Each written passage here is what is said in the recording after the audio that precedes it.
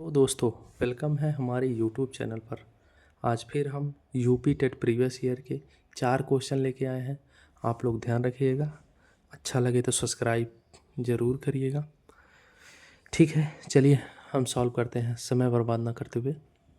देखिए यहाँ पे दिया है 16,075 को किसी संख्या से भाग देने पर भागफल 167 तथा शेषफल 43 प्राप्त होता है, तो वह संख्या क्या है। देखिए आपको हम फार्मूला रटाएंगे नहीं, आपको बताएंगे कि फार्मूला आया कैसे है और कैसे लगाते हैं इस तरह क्वेश्चन। जैसे मान लीजिए हमने कोई संख्या 7 ले ली है, ठीक।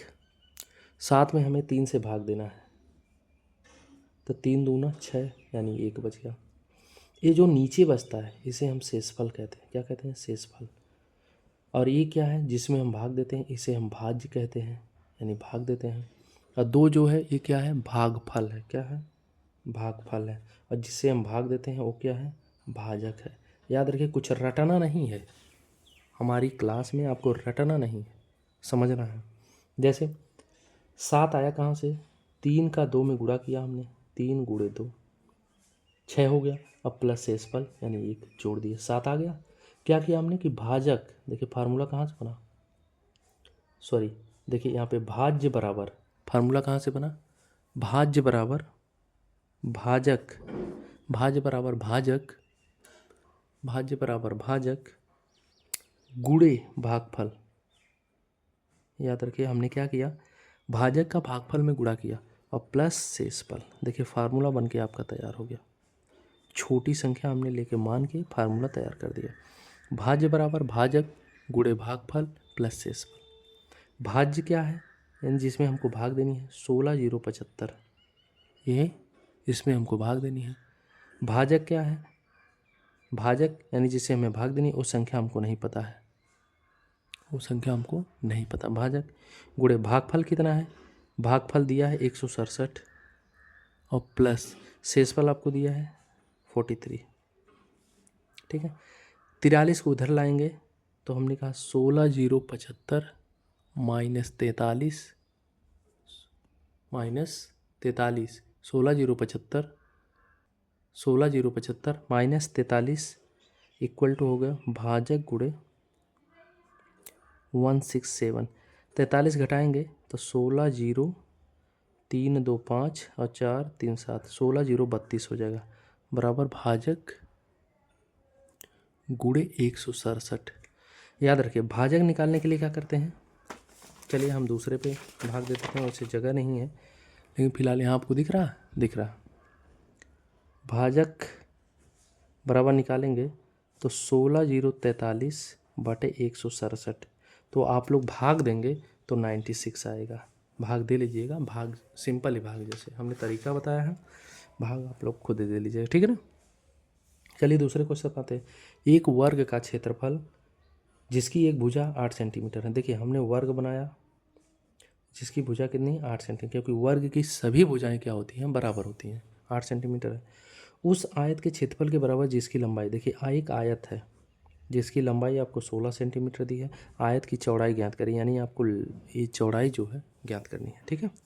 और यहाँ पर एक वर्ग का क्षेत्रफल जिसकी एक भुजा 8 सेंटीमीटर उस आयत के क्षेत्रफल के बराबर, यानी वर्ग का जो क्षेत्रफल है यहाँ लिख देंगे, वर्ग का क्षेत्रफल बराबर आयत का क्षेत्रफल, बराबर क्या है? आयत का क्षेत्रफल, ये आपको बराबर है, वर्ग का क्षेत्रफल बराबर आयत का क्षेत्रफल, ठीक है। वर्ग का क्षेत्रफल निकालेंगे, भुजा के स्क्वायर होता है तो 64 हो जाएगा, बराबर आयत का क्षेत्रफल लंबाई गुणे चौड़ाई, लंबाई 16 दी है, चौड़ाई पता नहीं है। चौड़ाई निकालेंगे तो 64 बटे 16, 16 चौको 64, तो चौड़ाई 4 आ गई, तो आपका आंसर हो गया 4। देखिए कितनी जल्दी क्वेश्चन हो गया, ठीक है। दो संख्याओं का मासा और लासा इतना है, एक संख्या इतनी, दूसरी संख्या, देखिए ये फार्मूला है, क्या है? लासा गुणे मासा। क्या है फार्मूला?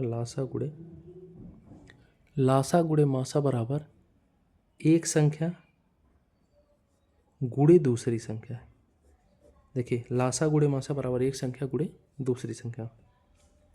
लासा कितना है? 1989, मासा कितना है? 13 है, एक संख्या कितना? 117 है, और गुणे दूसरी संख्या आपको निकालनी, ठीक है ना। दूसरी संख्या क्या करनी है आपको? निकालनी है। 13 से काट देंगे, 13 9 117, 9 से इसको काटेंगे, 9 को भाग दे दिए तो दूसरी संख्या पता है। 9 दूनी 18, देखिए 9 दूनी 18, 1 19, तो 9 दूनी 18, सॉरी फिर से बताते हैं। 9 का इसमें भाग देंगे, 9 दूनी 18, 1 बचा 18 हो गया, फिर 9 दूनी 18, इसमें 9 1 कम 9, 221। तो 221 कहाँ, B option is right answer, 221 B सही हो गया। चलिए ठीक है, तीसरा देखते हैं। किसी परिवार का मासिक व्यय निम्न है, यदि शिक्षा और तथा यात्रा पर खर्च का अंतर कितना है, 4000 है, तो परिवार की कुल आय कितनी है। ठीक है, परिवार की कुल आय कितनी पूछ रहा है। देखिए शिक्षा पर कितना खर्च है, 25%, यात्रा पर कितना खर्च है, 15%।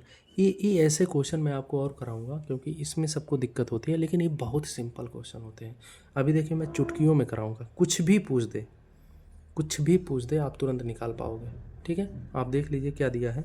शिक्षा तथा यात्रा पर खर्च का अंतर, शिक्षा पर 25% है,